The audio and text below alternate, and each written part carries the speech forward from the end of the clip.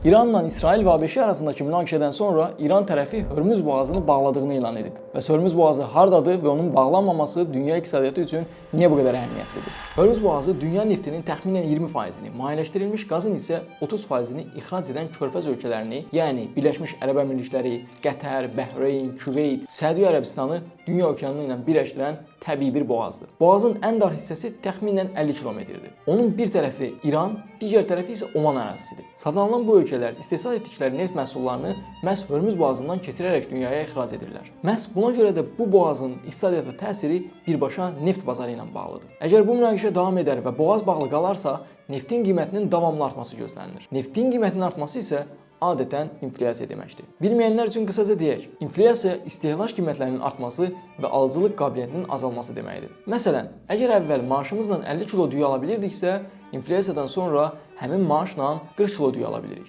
Bəs neftin qiyməti niyə inflyasiyaya səbəb olur? Çünki bir çox məhsulun istehsalında xam mal kimi, yaxud qablaşdırma və ya enerji materialı kimi neftdən istifadə olunur. Neftin qiyməti artdıqca istehsal xərcləri artır. Bundan əlavə neft yanacağın əsas mənbəyidir. Neft bağlaşdıqda yanacaq da bağlaşır. Yanacağın bağlaşması isə demək olar ki, istifadə etdiyimiz bütün məhsulların nəqliyyat xərclərinə təsir edir.